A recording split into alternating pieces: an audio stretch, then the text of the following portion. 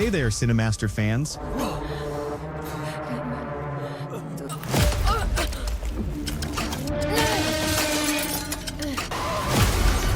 Hope you're ready for some movie magic. Let's dive right in. The movie Eden Lake begins with the story of Jenny, who is a teacher at an elementary school. She starts saying goodbye to her students. Then Jenny goes out to meet her boyfriend Steve, who is waiting for her in the car. He has prepared an engagement ring and is very happy because he is planning to propose to her. After Jenny gets in the car, he takes her on a trip to Eden Lake. But Jenny tells him that her friend's boyfriend took her on a trip to Paris, while he is taking her to a lake that is basically a stone quarry. Steve tells her that this lake was flooded, but the place is quiet and beautiful, and that they should go because this is their last chance to see it before construction starts. There, at night, when they arrive, suddenly a group of young people riding bicycles block their way. They almost cause an accident. Afterwards, Jenny and Steve go to a restaurant and are shocked by how badly the locals treat them. Then they spend one night at a hotel, but the noise takes away any pleasure from their stay. The next day, Steve takes Jenny to the lake in their car. They enter the forest, get out of the car, and enjoy the beautiful weather. Suddenly, they see a child sitting alone. Jenny goes to ask his name and why he is there, but he refuses to answer and says his mother warned him not to talk to strangers. Jenny tells him his mom is right, then leaves him and goes back to Steve. They continue on to the lake, set up their tent, organize their things, and sit down to relax. Suddenly, the same young people on bicycles show up nearby, along with the child from the forest. They start arguing with him because he supports a different football team than they do. The boy runs away, and the group chases after him. Steve and Jenny doze off from exhaustion. Later, their dog tries to attack Jenny while she is sleeping, startling. Steve suggests they go for a swim before the water gets disturbed, but Jenny refuses, wanting to enjoy the scenery. Steve goes swimming alone, but the dog returns and attacks Jenny. Steve goes to talk to the group, asking them to turn down their music and control their dog, since they came to relax and the place is big enough for everyone. The group ignores him and turns the music up even louder. Jenny suggests they find another spot, but Steve refuses, saying he won't let a bunch of teenagers scare him off. Jenny asks if they're really going to let them ruin their day, but Steve insists they were there first and that the group should respect it. One of the boys keeps staring at Jenny in a disturbing way, making her uncomfortable, so she covers herself with clothes and goes to gather firewood for the night. While doing so, she hears a strange noise in the trees but ignores it. That night, as they sit by the fire, Steve prepares the ring to propose, but Jenny hears a noise in the trees and tells Steve, who insists it's nothing. When they get in the car, they discover one of the tires is flat and realize the group is behind. Steve changes the tire and takes Jenny to the restaurant, where he asks the waitress if she's seen the group. She tells him not to worry about them because they're just teenagers, but when he says they sabotaged his car, she gets scared and says she doesn't know anything about them. On their way back from the restaurant, Steve sees the group's bikes outside a house. He tells Jenny to wait in the car while he goes to talk to the father of one of the boys. Steve enters the house but finds no one. Meanwhile, a man approaches Jenny in the car, shouting at her to move. The man enters the house, and when Steve hears someone coming, he tries to hide but makes a noise. It turns out the man is Brett's father,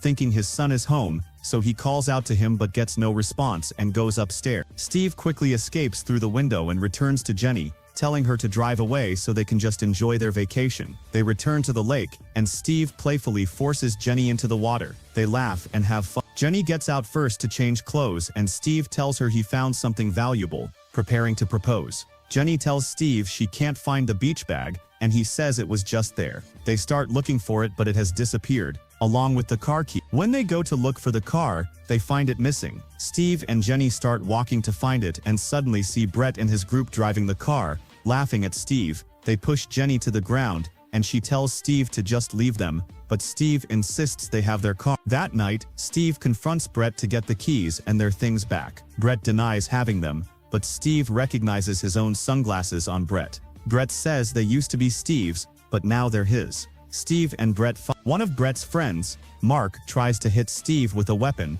but Steve grabs it and accidentally stabs their dog, who dies. Steve apologizes and asks Brett for the car keys so he can take the dog to a vet, but Brett refuses and gets angry. Steve quickly grabs the keys, takes Jenny, and they rush to the car. He starts the car and tries to drive away, but it gets stuck in the mud. Brett and his group take advantage of this and start throwing stones at the car. Steve manages to get the car moving at the last second and drives off quickly, but suddenly crashes into a tree and is injured. He gives Jenny his phone and tells her to get out and call the police. Jenny takes the phone and hides in the forest. The next day, she returns to the car, but doesn't find Steve. She follows a trail of blood and suddenly sees Brett and his group tying up Steve with her phone. Brett asks his friend Mark to stab Steve, but Mark says he has his own weapon. Brett, who is the youngest and seems scared, is forced by Brett to stab Steve. Jenny watches everything but can't do anything. She tries to call the police, but the Bluetooth connects to Brett's phone, so the call cuts off and they realize she is nearby. Jenny tries to escape as the group searches for her on their bikes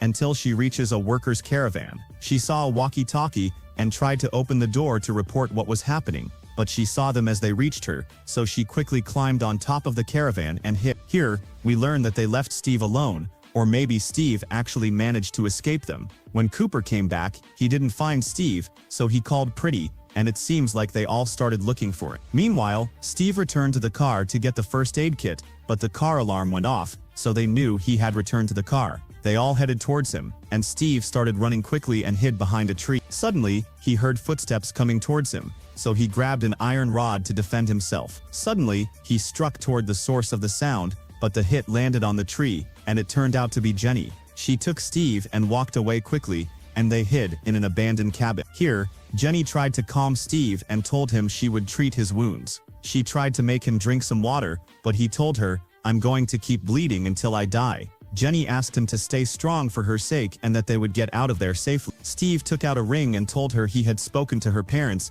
and officially asked for her hand in marriage and had even chosen the honeymoon destination. Jenny told him he had to fight so they could get out together and get married. Suddenly, they heard the sound of bicycles approaching. Jenny took Steve, got him out of the cabin, and hid him in the water. After the boys left, she took the sword and hid it among the trees, covering it with leaves from the ground. She put on the ring and told him he had to fight because she was now his wife, and he had to be ready for their wedding, and she was going to get help and come back. She ran through the forest until she saw large power towers, so she knew she was close. She kept running, but a large piece of glass got stuck in her foot, and she started crying loudly from the pain. Pretty and his gang heard her and went toward the sound. She was trying to get the glass out of her foot but couldn't. Suddenly, she saw the boy she had seen at the beginning of the film, so she asked him for help and told him she needed his mother. He told her his mother was at work. The boy supposedly took her to the place where he was waiting for his mother, and she told him they shouldn't be walking near the towers, but he said this way was faster. They reached the place but it was isolated, and he told her they would wait there. He took out his phone and kept playing. She asked him for the phone to call for help, but he told her his phone wasn't charged and maybe his mom would call him. At this point she felt something was wrong and told him, "You must have called Pretty and his gang." Pretty poured gasoline on them and wanted to burn them, but Cooper told him they couldn't do that as long as they were alive. But Pretty said, "We all killed Steve, and Becky filmed us killing him." Pretty forced the boy to light the fire so he would be one of them, and told him if anyone reported them, they would all go to jail. Pretty asked Becky to film, and the boy started burning Jenny and Steve. The fire started with Steve, and Jenny kept screaming until the fire melted the ropes tying them. She managed to free herself, quickly took a large burning stick, and threatened them with it until she escaped. Pretty started threatening her with the boy, saying if she didn't come back, he would burn him, but she ignored him and kept running until she saw the fire burning him. On the way, she found a map of the place, broke the glass, took the map,